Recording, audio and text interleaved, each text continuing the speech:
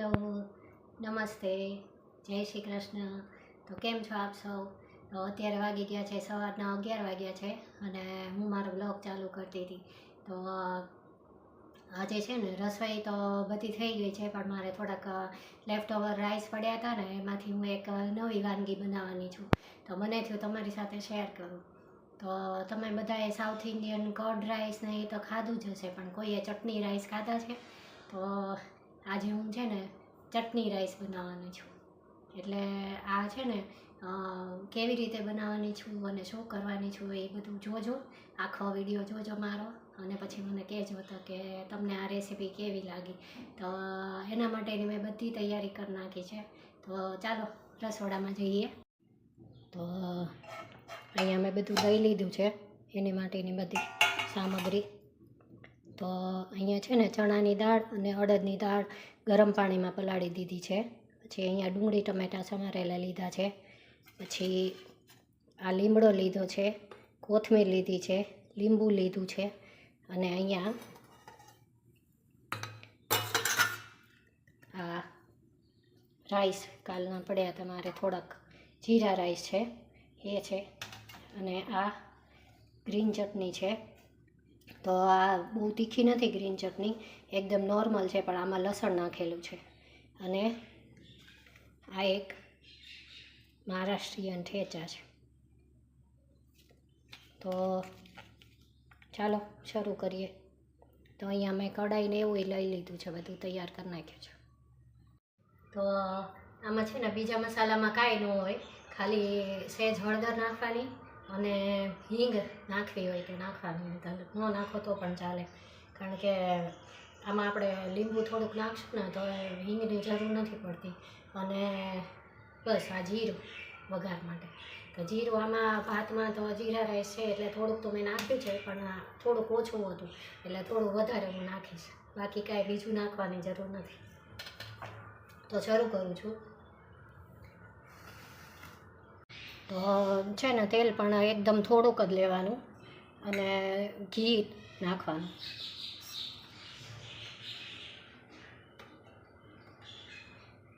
તો આટલું 1 ચમચી જેટલું તેલ લીધું છે મેં આમાં, અને 1 ચમચી જેટલું ઘી. તો તેલ ને ઘી અહીંયા સરસ રીતે ગરમ થઈ ગયા છે. હવે એમાં જીરું નાખી દેવાનું.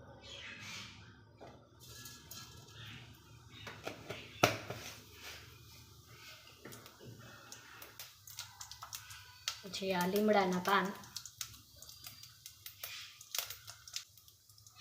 અને આ દાળ પલાળીને રાખી છે ને મેં, ચણાની દાળ અને અડદની દાળ છે એ નાખી દઈશ. તો જો જીરું છે ને આવી રીતે થોડુંક આમ કરકરું થવા દેવાનું એકદમ.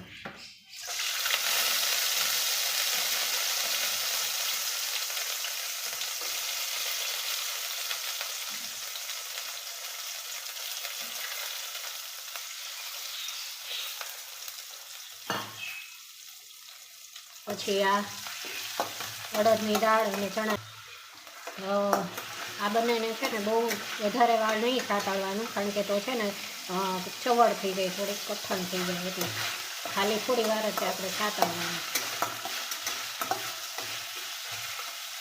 એટલે એકદમ સોફ્ટ રહે અને એનો ટેસ્ટ પણ સરસ આમ ક્રન્ચી થઈ જાય.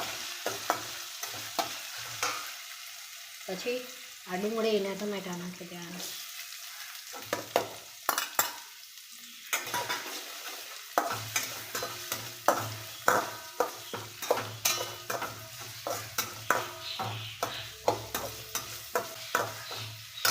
ને તમારે આમાં છે ને લીલા મરચાં નાખવા હોય ને કટકા કરીને ઝીણા ઝીણા, તો એ પણ નાખી શકો, એ સરસ લાગે.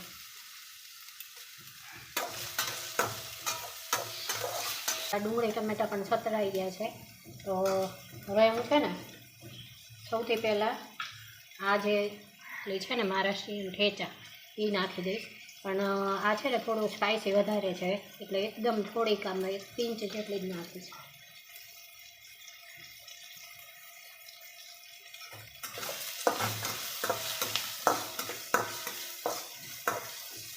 તમારે છે ને તમારા લંચ બોક્સમાં કે એવી રીતે પણ લઈ જવું હોય, ઓફિસ લંચ બોક્સમાં કે એવી રીતે, તો પણ બહુ ટેસ્ટી લાગે છે, સરસ લાગે છે.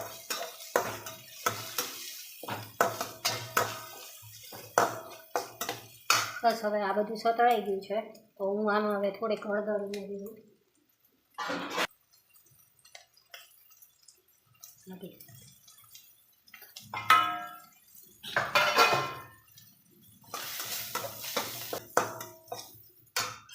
પછી આ કોથમીર લીધી છે, એ કોથમીર નાખી દેવાની.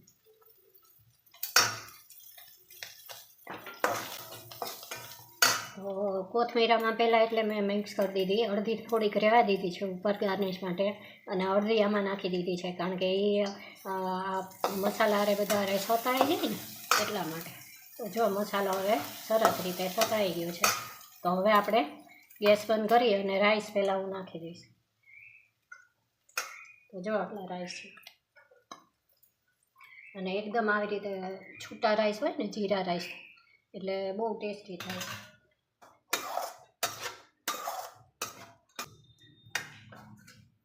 તો હવે છે ને પહેલાં મેં હળવા હાથે આ બધા મસાલાને મિક્સ કરી દીધું. તો હવે મેં આમાં છે ને જરૂર પ્રમાણે બધો મસાલો ને એવું કરી નાખ્યું છે. તો હવે ભાતના ભાગનું મીઠું અને આપણે જે ચટણીને મિક્સ કરવાની છે ને એ કરી નાખીએ આની, અને પછી છે ને એને થોડી વાર ઢાંકી અને પછી રહેવા દેવાનું, એટલે એકદમ ટેસ્ટી ભાત રેડી. તો જો આ ચટણી ગ્રીન ચટણી મેં કરી હતી હમણાં, કાલ કે પરમ દિવસે જ કરી હતી, પણ આટલીક જ બચી છે હવે. સોરી. તો એ હવે નાખી દઈશ આમાં. તો આ ચટણીમાં છે ને કોથમીર છે, પછી એક જ મરચું નાખ્યું હતું, લસણ નાખ્યું હતું, અને મરચું એકદમ તીખું ન હોય ને એવું નાખ્યું હતું, અને હા લસણ નાખ્યું હતું, અને જે રેગ્યુલર આપણે ધાણા જીરું અને મરચું અને થોડી ખાંડ અને લીંબુ એટલું નાખેલું છે આમાં. તો હવે આ ચટણી હું આમાં નાખી દઈશ.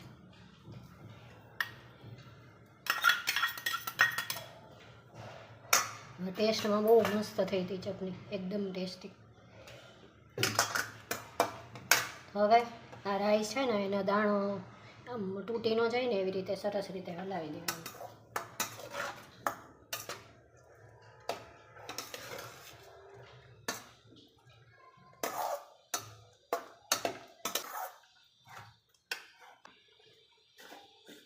મીઠું આપણે ચટણીમાંય છે, અને આપણે ઓલી ઠેચા નાખીએ તો એમાં પણ છે, એટલે મીઠું જોઈને નાખવાનું તમારી રીતે. અને આ જીરા રાઈસ મેં કર્યા હતા એમાંય નાખ્યું હતું, પણ એકદમ થોડુંક હું આમાં નાખીશ. જો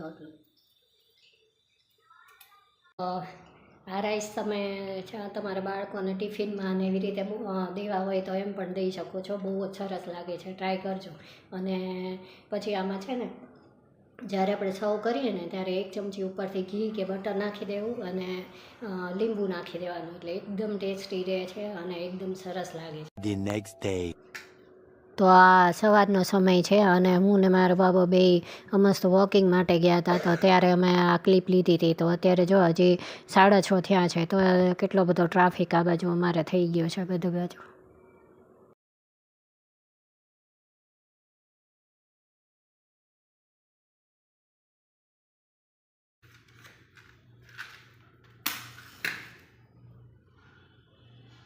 તો અહીંયા પછી મારે પૂજા કરવાની બાકી હતી આજે, તો બધી પૂજા ને એવું બધું પતાવી દીધું મેં.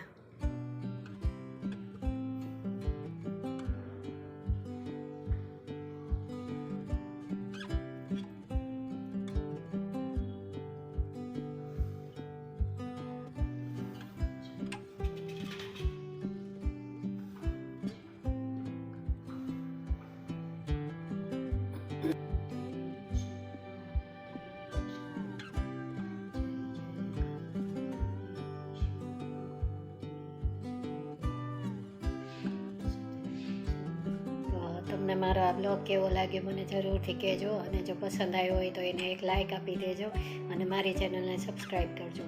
અને હવે મારો વિડીયો આવશે શનિવારે, તો જોવાનું ભૂલતા નહીં. Thank you. જય શ્રી કૃષ્ણ.